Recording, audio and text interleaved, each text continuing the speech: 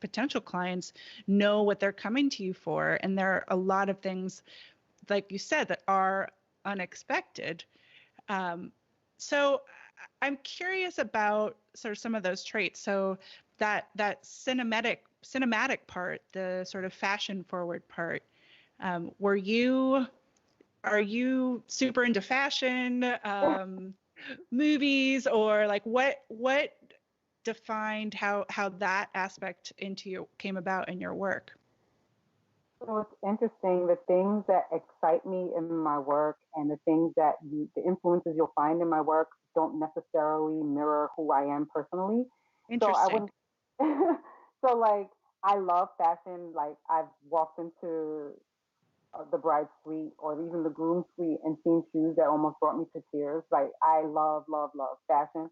And I love, you'll find there's a sultry element to my work. Um, and so I'm not necessarily sultry. And if you know me, while I would like to say I'm fashionable, but I am not very daring with color. You'll almost always find me in all black. So today I'm wearing a color which is like rare sighting. And so while I love fashion, I love bold color, you probably won't find me wearing anything outstanding. um, but so it's maybe I'm living vicariously through my work. Right. No, I think Yeah. that's super interesting because it's what you're bringing that out in what the clients that you have, what you're highlighting what their interests are. If they have, I mean, some of the bridal gowns that are in some of your signature pieces are just out of this world. And so then flipping to the emotional part of your work, and capturing those intimate moments. I did read, and we were talking about this earlier before we went live, that you're an introvert, and that you also are able to sort of an empath, where you can feel what people are feeling, which I think is interesting in that it's challenging at times, but yet, was there a moment where you realized that you had that empath capability, and that then you kind of flip that to an advantage? It definitely serves me well. And I've known this about myself for a while now. Just just observing how I feel. I literally will cry or feel joy, um, feel tension. I absorb the mood of the room and I feel it. But it serves me well because I am attuned to what is happening. I'm attuned to those little nuanced things that happen on the wedding day, those little tiny in between things that are fleeting, but they are very much uh, rich with emotion and rich with feeling.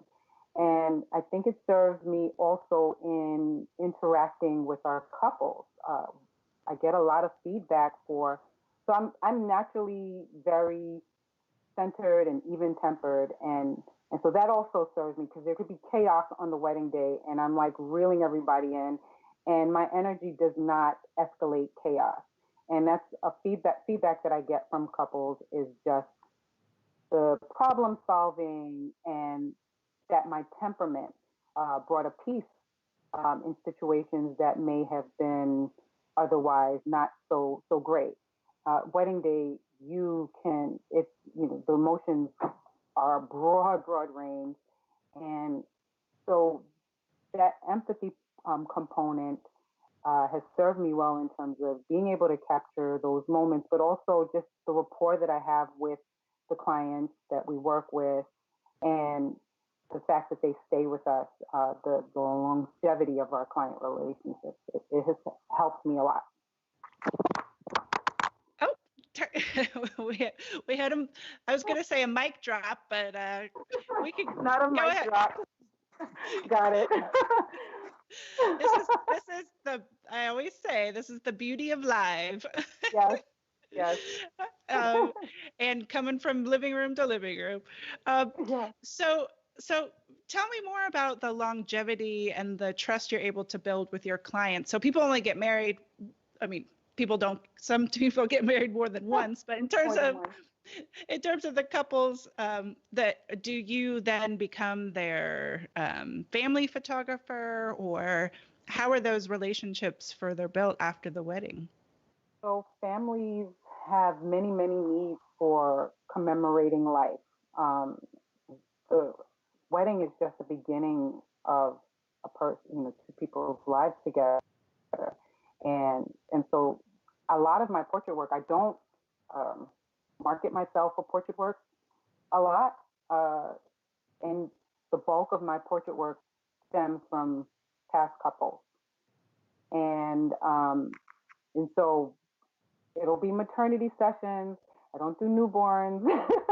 I refer that out, but maternity, family events, so showers, graduations. I do all of these things, and I love to watch, to be there to see a family grow. It's a really meaningful, beautiful thing to see a couple.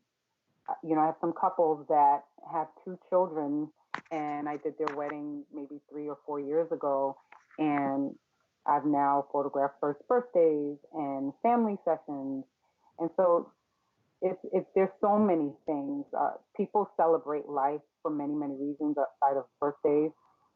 There are, retirements. There are, so I've had a couple who we work with who will then call me for their parents' retirement or their parents. I've even had some divorce parties. You have. But yeah, so there's so many reasons to celebrate life, and when there is a celebration of life, our couples will call. And so that's really beautiful to have that relationship. That is really beautiful, and it's a testament to you and your personality and your business ethics and all of that. I'm curious, you mentioned the word celebration of life multiple times, and so I'm curious because that's what one of the things that photography can do is, capturing those moments. But I'm curious then about you and your life. How do you celebrate life? What are the things that when you wake up in the morning, like what's the first thing that you think about? What gets you the most excited? So my family fuels me. I'm very much family oriented. If you follow me on any of or connected with me on any personal social media account, you'll see I talk about my children a lot and my husband. Very cliche like that. So the boys, my family, our extended family, a typical day. I'm really simple. I go out. I feel like I go out for a living. Um, I'm at events all the time, both for weddings, but also we do have some corporate event clients. And so I feel like I go out for a living. So when I have time, me time, I just want to do cool, chill things. We live in a beach town. And so we going to the beach or taking trips with our family, seeing the world. We love the boys love a vacation, um, and simple things. Just I really enjoy simple things. We're big movie watchers. I'm a big binge watcher of cool shows on Netflix and Amazon, much like a lot of other people. But I just enjoy doing chill things with the people I love. And it's interesting because I feel like right now, that is what we're all being faced with is, what matters to us the most, because so many other things are kind of stripped away. And I think it's a beautiful thing to have to. That's interesting that you say like, oh, I go out for a living, and then we were talking earlier about being that sort of introverted quality, and I think I'm curious more about that, because clearly when you come home, you can, kind of have that downtime. Although maybe not. You've got 3 boys and a husband and a dog. Um, Yes. so, so what's it like to be an introverted wedding people photographer? Like how does that balance? So we were just talking about how much there's this common misconception that introverts don't like people, and I love people. I love being around people. I enjoy what I do, and I think a big part of why I love being a wedding photographer is that I get to be in the people environment, but be a fly on the wall, not be in it. Like I love that. I love that.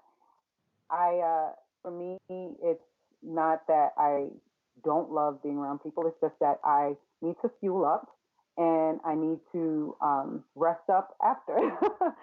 and but I am very much so energized by being around. I love the relationship dynamics and dance floors that are energetic. And being an introvert, I I can turn it up. Like I become a different. My one of my associates always jokes that like I'm a complete different person when I'm working. She's like, you're about to go to toe with this 7 foot tall videographer. Who are you? Um, but no, that's not, it's just that I come out of my shell when I'm working. I love it. Unafraid. But if you catch me on a personal side, I'm pretty soft spoken. I'm very, very awkward. I exude cool, I think, online, but I'm really not. I'm a big nerd, and and so yeah, that's what it's like being an introvert. Yeah, yeah.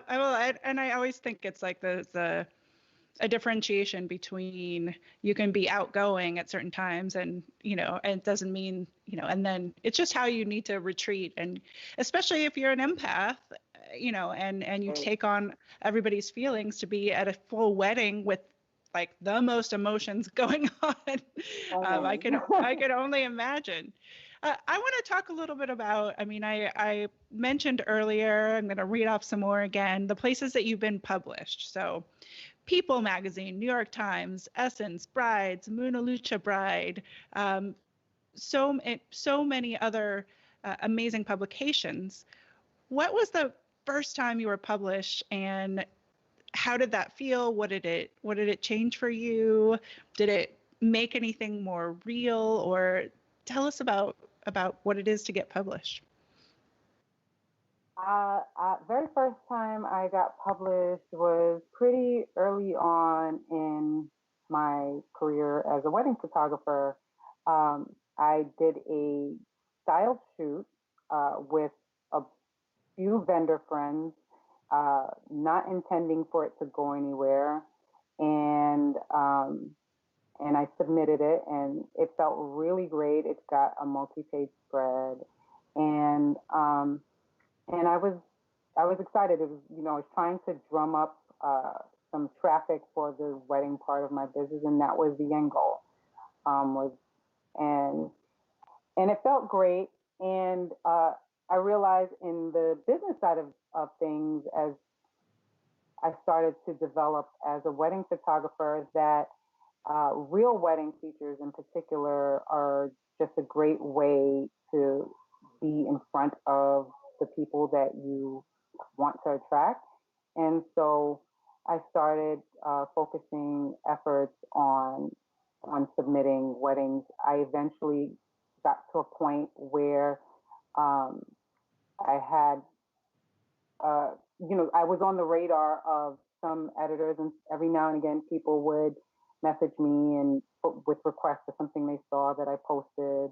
Um, and so over time, uh, it became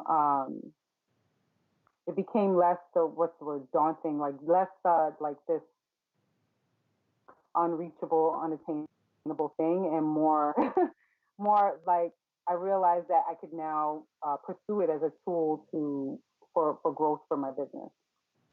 Right. It's so interesting when things, I mean, even like running a photography business, having associates in your photography business.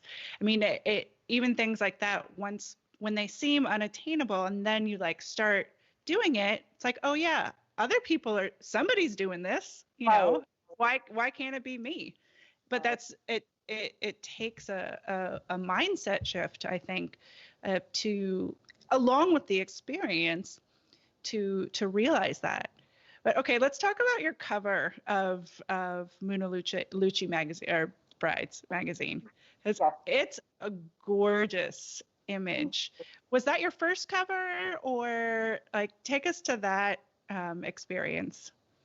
So it wasn't my first cover. I would say I before that I had a cover on Heart and Soul magazine and New York City local actually are they national Uptown magazine, and so I had another business magazine.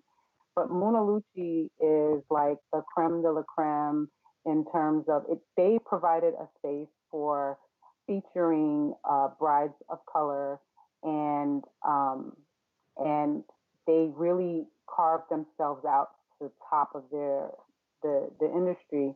And so it was a very special honor to get to shoot a cover for this publication. Aside from the fact that they are huge, but also just what they stand for and what their mission is. It was it felt like a really great accomplishment. Out of, I mentioned that you do this for a while, you start to learn what magazines are looking for in terms of submitting real weddings for feature, but this was very exciting for me. This was like for something that, submitting your wedding for publication had become a part of like the business model.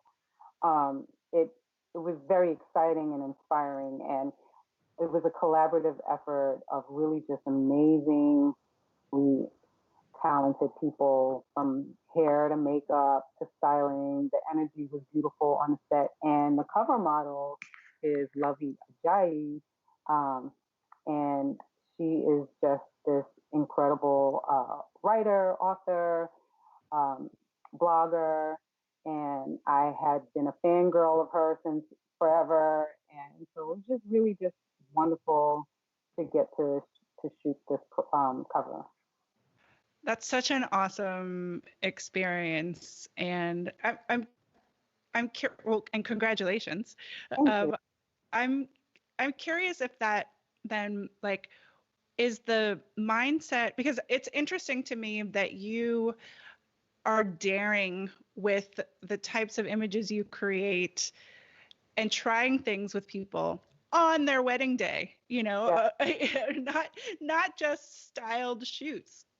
This is I think I read something where you said, you asked brides and bridesmaids to their hair and makeup is all done to lay down on the ground. Tell us about whether it's that one or another sort of big idea that you had, that and just tell us a story of one of those times and how you convinced your bride and groom or the wedding party to kind of do something different on their day. So I think at this point it's a big part of my brand message.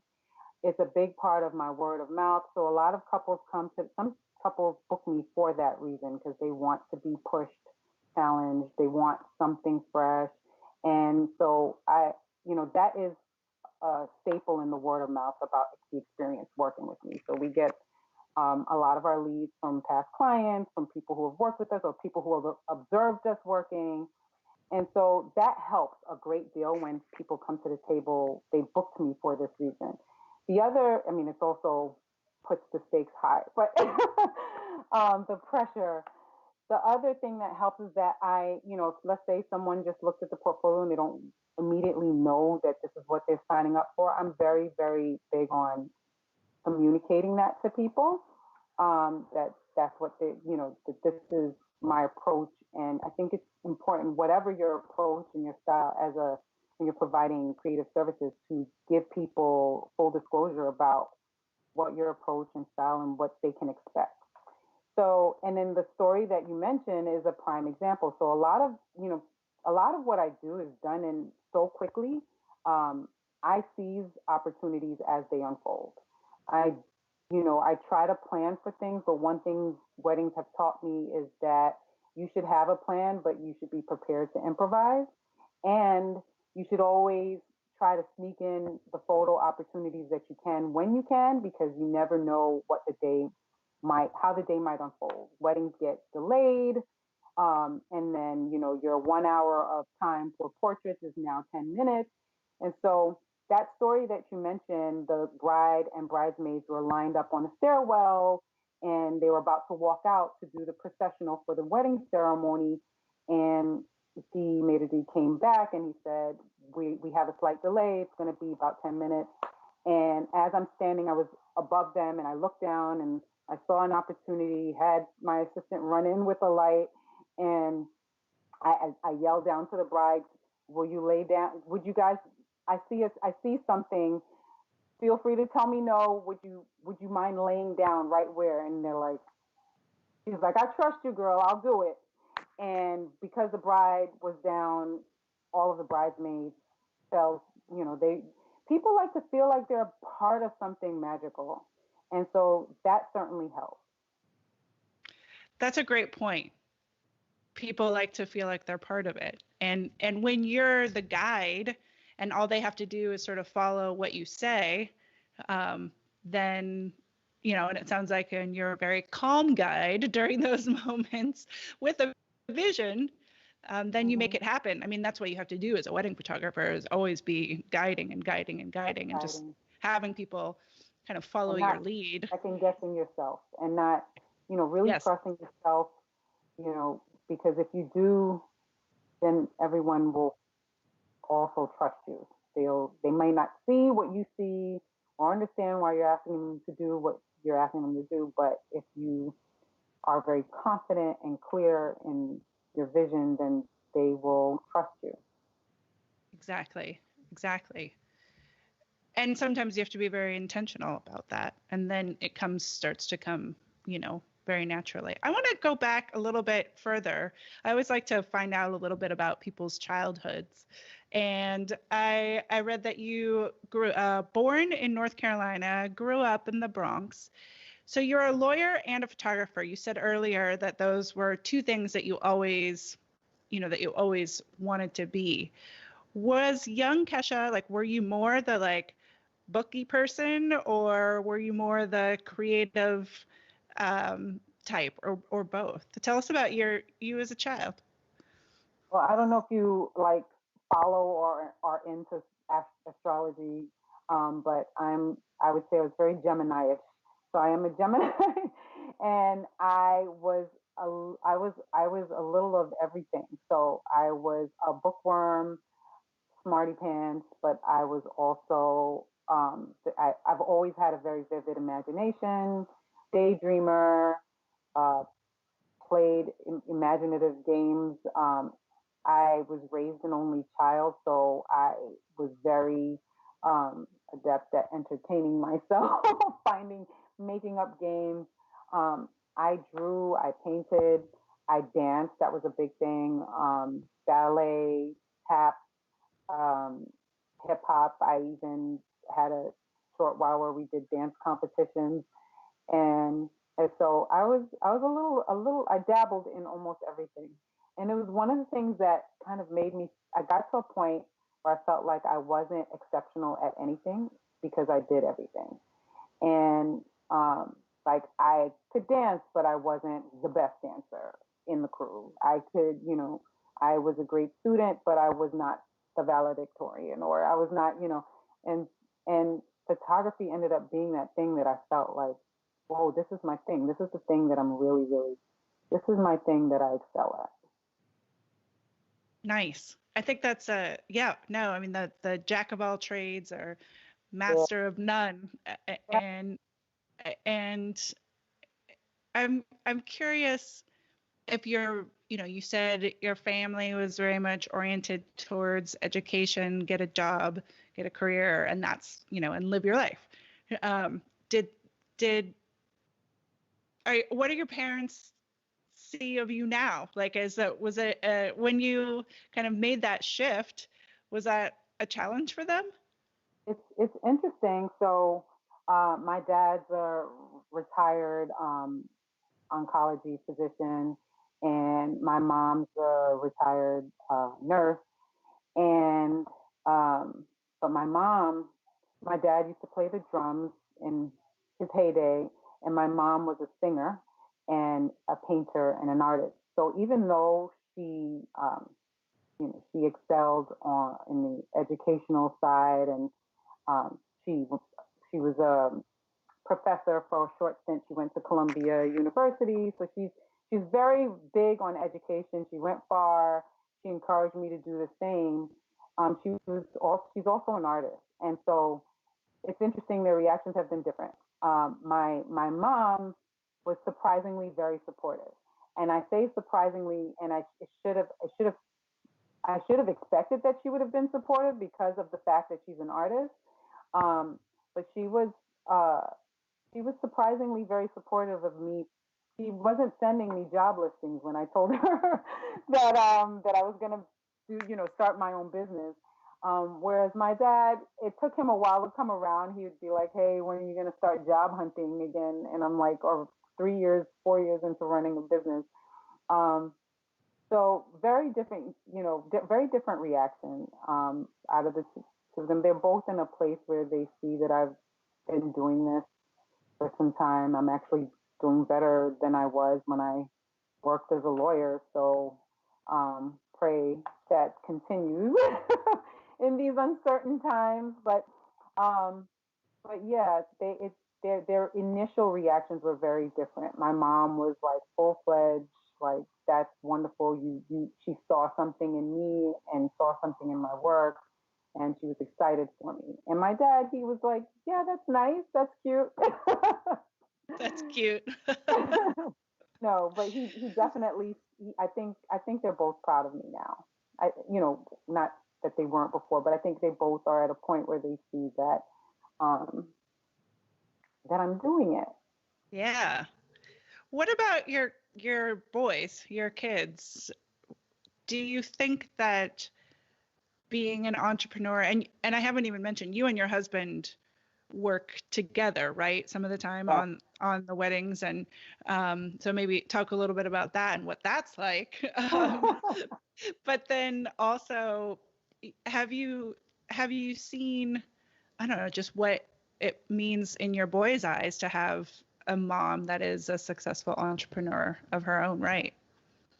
um, I see how mesmerized they are when they realize certain things, and they're surprised at certain things. Um, and I mean certain things like, they have this. The other day, because all the twins know is me as a photographer, and Right. so it was like maybe a couple years ago that they realized, "Mom, you're a lawyer too," and they were just like shocked.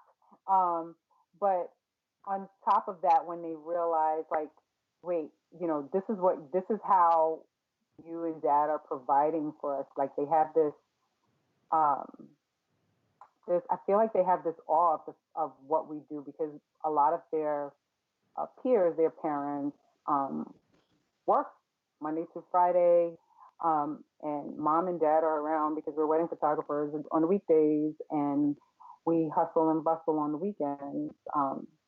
And so I think I'm pretty proud that that's their reality. I hope it inspires them to pursue entrepreneurship, even if that isn't the only thing they do. I encourage that in them. And I hope that's something that I also hope they see that the pursuit of doing something you love is something that is totally good and okay to do, and encouraged, and will be supported. And so yeah, it's very different than how the upbringing that I had. I didn't know the side of my mom when she was. I hear stories. People, will as a kid, would tell me your mom was a singer, and tell me these stories. But my reality was that she was doing the sensible thing. She went to college and she became a nurse, and that was my reality. And so their reality is very different than mine. And what a beautiful thing that you can see them knowing that or seeing that. Yeah. Advice for other photographers who work with their spouse, partner, otherwise. Hi. I I would say it's important to. It's hard to disconnect your relationship when you're married to someone. For like, we're in business mode now. My husband and I bicker a lot every now and again, but we actually work really well together. Um, when we're not bickering like siblings. um, and a big part of that is, I think it's a big part of it is adrenaline, because the wedding day is like fast paced and uh, lots of things unfolding, and so we're in work mode. But a big part of it is that we bring. I don't believe in leaving your love and respect for each other out of that. I don't believe in switching hats to business and now suddenly, and I think, suddenly it's Mr. Lambert. Like, I feel like the fact that we um, treat each other like husband and wife, even when we're working, has helped us. I'm here to make things happen for my husband, and he's here to make things happen for his wife, and and that has helped us to work really well together. I think we both want the same end goal, is for happy clients and successful outcome, and so we work towards that with love. That's awesome. And again, like this kind of conscious effort of, I'm not going to call you Mr. Lambert, like during this, like we're in this together. Yes. One more topic I wanted to cover, as before we close out, is the giving back to other photographers and being a speaker and an educator. At what point did you realize that, was it people coming to you asking for mentorship? Was there a point where you're like, oh wait, I do have a lot of experience, I have a lot of knowledge, I want to share this with people? So I'll say this: imposter syndrome held me back for a long time. I did. It's a combination of things. It took me a while to call myself a photographer. Never mind feel like I had something to offer people. And yet I had people in my inbox constantly, even to in my inbox, sending me long, thoughtful emails about requesting mentorship. People private messaging me, people crying out, "When are you going to do a workshop?" And me saying, "I'm going to do it," and never doing it. So it was a combination of that, and also I have some really, really amazing women photographers in my corner who pretty much pushed, encouraged, shoved, put a boot in my back, straightened my crown, everything. Um, who've really been an integral part of this journey for me, who not only have encouraged, but Tamaya Colvin, for example, she started the photo cookout, and it wasn't my very first speaking engagement, but she was the first one to offer me a speaking opportunity. And and people like Audrey Woolard and Charmy. These are all really incredible women photographers at the top of their game, and um, they're just so incredibly inspiring, and they've encouraged me and supported, and so it's a combination of those things that help me to get out of my own way. And here I am. I have been speaking. So first speaking engagement was 2018, Mystic Seminars in Cuba. It was an incredible experience.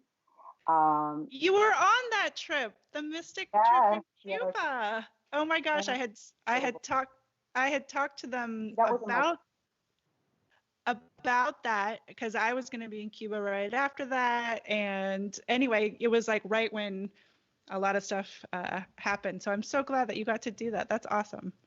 yeah, that was awesome. And I'm actually mistaken. That wasn't the first. The photo cookout came before it. Um, so Mystic was 2019, I think. April 2019. Yep. Yep. I've Just a year done ago. Yeah. I've done a host of other conferences, workshop, Inspire Photo Retreat, Rock That, a number of conferences. And then for larger ones this year, I spoke at Imaging and WPPI. And I have, well, before COVID came and knocked us all out, I had some pretty exciting things lined up for 2020 that'll probably be moved into 2021. Um, but yeah, it takes a village, and that's what it took to get me here. Well, I think that imposter syndrome, I mean, I've talked to some of the world's top photographers who have imposter syndrome. It's like you are your own worst critic. And it takes a number of things. One, like having these aha moments where you do realize, but it's almost like and then other people supporting you and having your back and pushing you out there, like you said. But it's almost like an interesting thing. Like you are able to put yourself out on a limb for the images that you're creating. And that's a different thing even than putting yourself on a limb sort of as that speaker educator. And yet they're both you. Right. Two very different audiences, though, right? Yeah. So, and then so I think with both, though, it takes time to kind of come into your own. And just as with photography, I didn't come out the gate just doing all these daring things. It took me a while to get to the point where I had the confidence to do that.